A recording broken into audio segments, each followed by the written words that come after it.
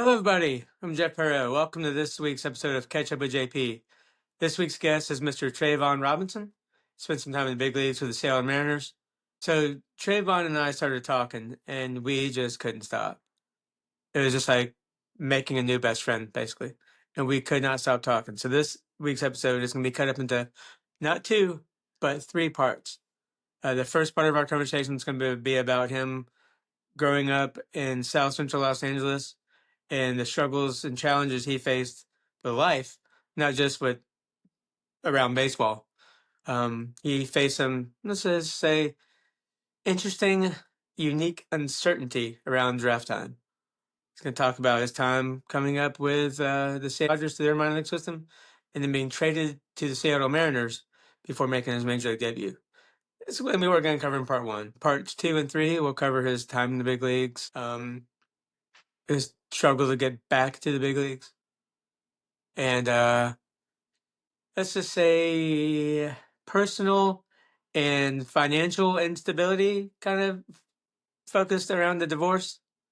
Some really interesting things that we've not covered in any other prior episodes of Catch Up with JP. So with that being said, I split this up into three parts because each third of this episode deserves attention. With that being said, here we go. Welcome to part one of Catch Up with JP episode with Mr. Trayvon Robinson, who is the hitting coach for the Lancaster Barnstormers of the Atlantic League. Mr. Robinson, welcome to the show. Thank you. Thank you for having me. I appreciate it. Thank you for being here. So you grew up in South Central L.A. What's it like being a young man and a young baseball player in South Central L.A. back in your time? Uh, it was a little different. It was a little different. It was the lights. My mom always used to say, when the street lights come on, you better be on that porch or you better be in the house. It was a lot of chaos going on. It was the gang activity. I had friends going in and out of gangs. I had some friends getting killed, getting caught up, arrested. So it was weird because I knew it was something better on the other end. It felt like it was the norm there, and I was just like, this is so. I don't think this is right. When I go play baseball in Orange County, when I go play baseball in like Palisades area, San Fernando Valley, like it was a different life, and people don't realize that those places is only about 20 miles away. Like you know what I'm saying? You go from, you know, the traffic out there like 30 minutes or 40 minutes away, then it's a whole different place. Knew that it was something completely different. I just always kept myself busy. I thank my mom that. I thank my brothers for their input. We always wanted to. We didn't have that ill will to do something uh, that adapt us to our environment. Like you know what I'm saying. We didn't have that. We played video games a lot. We played a lot of video games. Uh, It's safe indoors. Some of the yeah, games. safe indoors. Sometimes we go play basketball. Well, I'm not a big basketball guy. We play football in the street. We just really did not get involved with any of that stuff. We knew that it wasn't good. Like you know what I'm saying? It was so much chaos to where we knew like I don't think this is good. I don't think this is right. Like you know what I'm saying? So growing up around that was tough, and just trying to stay focused as a young kid, making sure that I'm always at the ballpark. I'm always at the park doing something. I've always, every week just try to play ball. I just wish I was a little bit better in school. That's the only thing I wish I was better at. But yeah, growing up, I remember one time. Was it? How Uh, was it finding and being involved in the leagues in that area? Were there people reaching out to you? Were you able to get involved in leagues, or is this kind of casual playing with your friends at the field? yeah, I mean, I would say it's kind of a little bit both. I grew up where I grew up in L.A. Off Manchester and Western in that little box area. It's called Manchester Square. We had this park called St. Andrews Park. So St. Andrews Park always had something going on year round, and they liked they liked my speed, they liked my athleticism. So it was kind of like they always knew that he'll play somewhere. He'll play baseball. He'll play football somewhere, and the word just got out every single time. I wouldn't say it was easy, I guess I validated their decision to pass my name along. I played there. I played in Sportsman Little League. It got leveled out. Sportsman Little League was close to where the SoFi Stadium is. The Rams and the Chargers. It was really close to there. You know, yeah, I played everywhere. Then me playing in Sportsman Little League. Us getting to like the tournament champions or whatever, it reached out to even teams that like outside of LA. They're like, hey, you need to do this, you need to do that. Then I ended up going to Crenshaw High School, and I ain't telling anybody about this story, but I hope he gets to listen to this. I'm Met a excited. met a guy. Well, I wouldn't say a guy. This guy was a big part of my. I need to reach out to him. His name was Stuart Smothers. Stuart Smothers was a scout for the Philadelphia Phillies at the time, and his mother lived up the street. At least she passed away. God rest her soul. Beautiful woman. Beautiful people. Beautiful people who they are. His mother. He came down and he was just like, you know what? I'm just gonna go see what's going on at Crenshaw High School, and he stayed in Ladera Heights, which is up the hill, which is like the really rich area, like the urban area. So it was a really wealthy black community up the hill in Crenshaw. So he came down to just kind of see me move around and all that stuff, and he was just like, "Who the heck is this kid?" And for him, for him to kind of take me, he took me under his wing. He know everything about me. I haven't talked to Stu in years. But Stewart knew everything about me, man. He picked me up. He know that my house situation.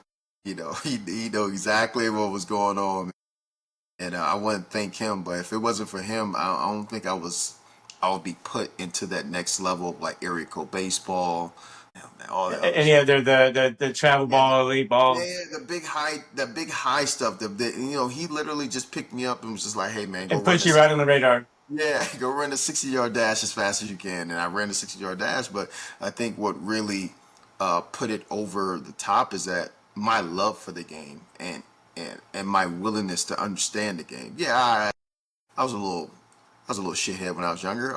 I was I was just emotionally involved and I couldn't control it at a young age to where I wanted to be successful in baseball. I couldn't take failure. Like, you know what I'm saying? Like, he used to always try to I remember one time he got really mad at me and he dropped me off at home and I was at USC and I just didn't play. I didn't play right. I didn't play the game right. You know what I'm saying? So he was pissed off at me. It was probably a couple times he was pissed off at me. But I just wished. I'm asking for forgiveness now, Stu. I was just a little guy at that time. But You nah, know, man. we're all 14, 15, Yeah. 16 years old at one age. I was a shithead. I still am. Yeah, It's now at 37 years old, man, literally just trying to go back and play those thoughts and stuff in my head, like, man, everybody who I pissed off, unintentionally, everybody knows my my heart, and how I go about things. I was definitely not trying to do that.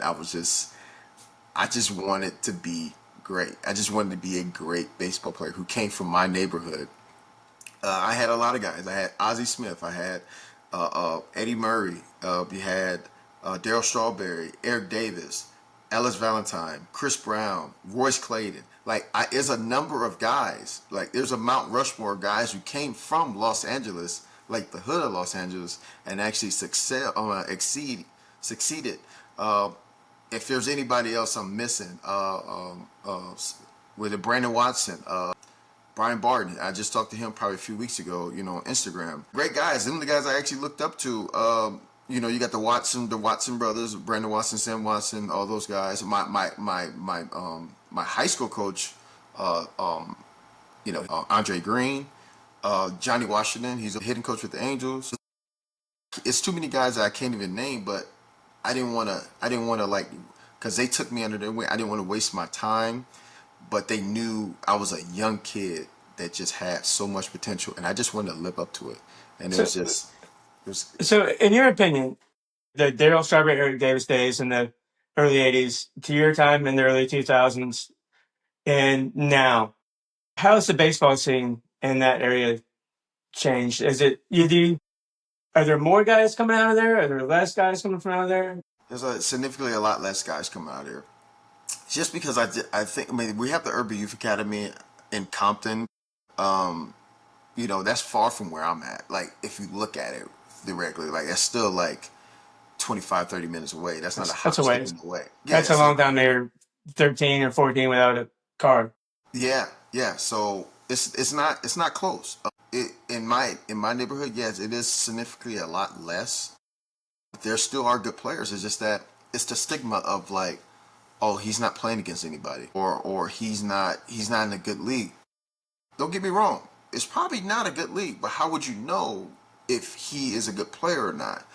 And that's what I had to make sure that I was put in those situations of playing against Mark Trumbull, Trevor Plouffe, Justin Sellers, Danny Espinoza. There's a lot of guys I played against that went to prestige high schools, but and my boy, he was with me, Jermaine Williams. He went to Los Angeles High School, so it was just me and Jermaine that went to play against all these prestigious high schools and all these big prospects and all that Right. stuff.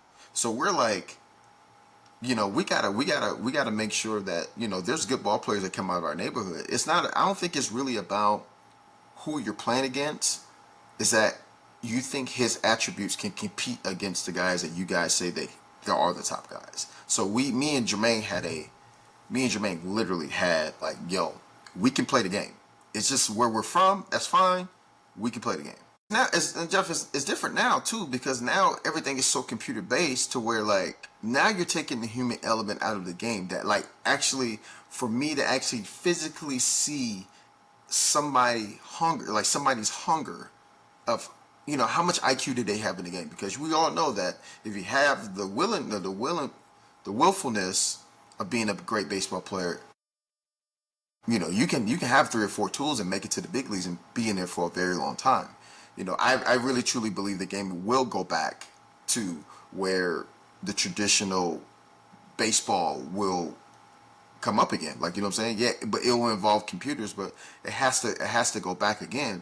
And I think that starts with, seeing the athlete, seeing the player, knowing the player, understanding where his heart is, and so on and so forth. I've had a lot of people I've talked to that have said, where the place where the game is now, involving a lot of things, it's going to shift back to the way things were. And it goes from trying to mention travel ball to technology to bat flips. Everybody kind of sees that the game is going to kind of go back to the older school like it was 10, 20 years ago. So I think so. But I mean, what I think this is a marketing thing. It's marketing. It's all Right. marketing. It They're trying is. to The compete. amount of money inside the game nowadays in youth sports and youth baseball. Mm-hmm. Yeah, Mm-hmm. Mm-hmm. absolutely. Yeah, I think we need to go back to focus on development. I think we need to go back and focus on like just leadership. All the older guys that took care of me. Again, I was a shithead. To some guys, but not unintentionally. Those guys. We need those guys again. I remember when I came back to AAA in 2019. I was an older guy. I was 31. When I got to AAA, the guys were like 40. So it was like, Right. what's going on here? I mean, with my age right now, I will be a AAA veteran, still It's playing. another way the game's changed. In the Yeah, last 20 years, it used to be like that. yeah. So wow, but I think it will go back to it. I think it has something. I think it's bigger than what it is. I think it's something. I don't think you're taking away development. That you're taking away patience. You're taking away patience from the game. By saying, "Hey, I want younger players. I want this and that." Dude, you can have younger players, but eventually, life doesn't stop. They're going to get older. They're probably going to get better. I think rushing guys is a detrimental to the game and more so the player. I think so too. The development, long term success, for sure. Yeah, yeah. You were drafted out of Crenshaw High School out of the 10th round in 2005. The 10th round, that's a high round. So you obviously did attract some attention from scouts on that. Tell us about your draft experience. Did you go as high as you thought? Did you thought you'd go higher? Man, Were you Jeff, are you surprised ready? by the Dodgers picking you? Are you really ready for some of these stories I'm about to tell you right now? Am I? All right. No, just to give me something else. I was want to get an idea about, who you are as a player, and where you come from and where you are. So I was just, like I said, I was a young kid. I was very, very fast, but I think what got them is that I was surprised that I had some good hand-eye coordination, was able to rifle line drives. I stayed with them myself, and I had a baseball. I loved the game of baseball. And I was like, probably one of the best in the neighborhood, for sure one of the best in the neighborhood with me and my boy Jermaine Williams. But yeah, we're getting all these calls, we're doing all this stuff, these showcases, this and that and this. But then we ended up draft day. So we had our draft day. Me and Jermaine went to Stuart's house, Stuart Smothers' house, Miss Smothers' house, that stayed right up the hill. So I took a day from that from school and went there, and the first 5 rounds we wasn't being called, so we're just kind of Right. like Jermaine was kind of like, man, hey, we're gonna get picked, bro. So because all these teams were telling us like, yeah, the top 5 rounds, top 10. I knew I was gonna go in the Right. 10th round. They said top 10, 10 to 15. So for me, I was like, I'm fine with that. I just want to go play baseball. I grew up where I grew up. My house situation wasn't great. You know what I'm saying? So it was crowded. I just wanted to go. Like, what I'm saying? I just wanted to go and just see how far I can go because I know on the other side there's something better on the other side. So yeah, we're waiting. After the 5th round, Jermaine leaves. I'm like, Jermaine, where you going, bro? There's like Right. 45 more rounds left. He's like, I don't know. If I ain't getting picked by now, it'll probably be later for sure. So he just left. So I just stayed there. I was like, I'm gonna just stay here and just listen. Hearing all my boys getting picked up. My boy Sellers got picked up in the eighth. A couple other guys I knew got picked up in eighth, ninth, 10th. Then the 10th round came around. I was like, oh, well, this is where all they were saying that I was going to go. Even though the Braves said they were going to take me in the 5 to 10 rounds. So I was thinking like, oh, I'll probably fall in the seventh. But you had a feeling it was coming. Yeah, I felt like it was starting to get warmer. So I was just like, okay, well, I got to go now because everybody was saying the 10th round, 10th round, 10th round, 10th round. So I'm like, okay. Then I played this scenario back in my head that, my little brother was there too. And I had the Colorado Rockies. I had the Atlanta Braves cross checker and the scout there, and I had the Seattle Mariners at my game one time. So I had about 3 to 4 guys at the game one time, and it was just like probably like a couple weeks before the draft. And they ended up coming, and I was playing shortstop, and they were just like, "Man, why are you playing shortstop? You're not a shortstop." I'm just like, "Yeah, I know I'm not a shortstop, bro, but my brother is pitching right now, and who else is gonna play shortstop?" So it's like you guys just came here literally just to see me, you know, do whatever. And I grew up in a rough neighborhood, and I'm always looking at my surroundings just because that's just what it is. Like you always got to look and see where you're at, where you're going, blah blah blah, et cetera, et cetera. So I'm playing shortstop. My brother, he's pitching pretty good, and I just happened to look up in right field, and I seen this car just kind of parked there. I'm just like, oh, that's weird. Then we go into the next inning, then we come back out, for defense, and there's the car's still there. I'm just like, and it's a residential area, so for me, it's like, what, why I'm looking at this car? Like something told me, like, just to watch this car. There's 2 kids coming down the street, and there's a guy that popped out of the car he had black gloves on. He hopped out of the car and started shooting at the 2 guys on the bike, and they were passing the field. So they're shooting towards the field. Like this guy is shooting towards the field, just shooting everywhere. And there's a softball practice. My friend, she was telling me that she seen the whole thing. It was softball practice going on. They all hit the deck. We all hit the deck. And I didn't hit the deck. I literally just kind of like bent my head down and looked around, and I was just like, Is "You this gotta real? be, you gotta be kidding me right now!" No, no. I mean, that wasn't really the wow factor. It was just like, bro, you don't really wait until these scouts come here to do that. You couldn't wait like 2 days later or something like that. It was the perfect storm that would happen. I have I have the cross checker, everybody hitting the ground, and and I didn't even duck. I'm just looking at them. 2 seconds later, the Braves are gone, and I'm just like, That could have been it for you, man. That could have been that could have been your it. career And right literally, there. they were going to take the guy was saying like he was going to take. He put me in to be a fifth round draft pick with no letter of intent, with no commitment to go to any college. Even though I verbally committed to a couple colleges or whatever, but yeah, that happened. And then that's when I realized later on, and I fast forward back to draft day. So I got the call from that Braves guy. He was like, "Hey, I don't know what we're doing, but in the fifth round, we took this guy, blah, blah, blah. This guy's probably not even going to be playing out to be." And I was like, "Don't worry about it. Like, we're all good." And he ended up kind of still reaching out to me. "Hey, how you feel? How you feel about this round? How you feel about?" I was like, "Look, I just want to go play baseball.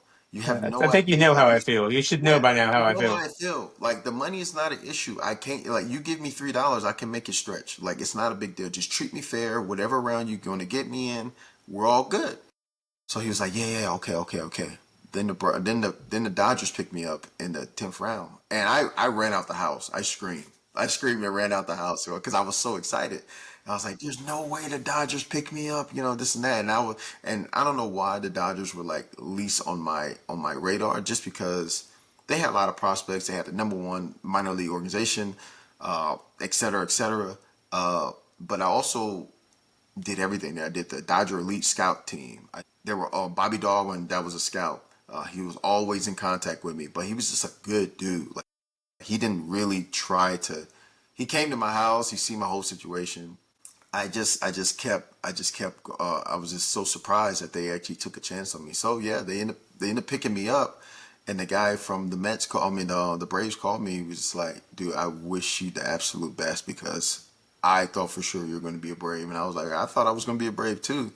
And he was like, "You're in good hands over there with the Dodgers." I was like, "Oh, okay, But all right." I know having the impression from those scouts, the networking that happens in baseball. It's always good to have those people that have your back. That Absolutely, yeah, know who absolutely, you are. absolutely. I think in their eyes, when they really start to get when they really got to know me, they knew that this is a good dude. Like he has no ill will. He's just trapped. He's just trapped in the situation you don't want to be in. But some teams like that. They lick their chops. They're like, "Well, we can get this guy anything."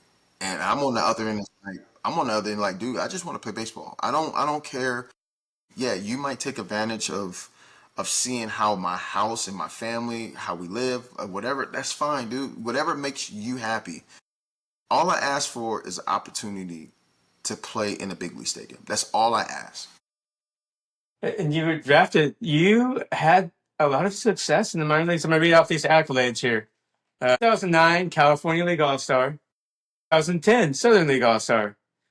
2011, guess what? Surprise! AAA All Star. I played in the Herman Derby, the Rising Stars game in the Arizona Fall League. So fast forward up to 2011, you were getting pretty hot. You were having a very good AAA season with the Dodgers. The trade deadline happens, and you get traded to the Mariners.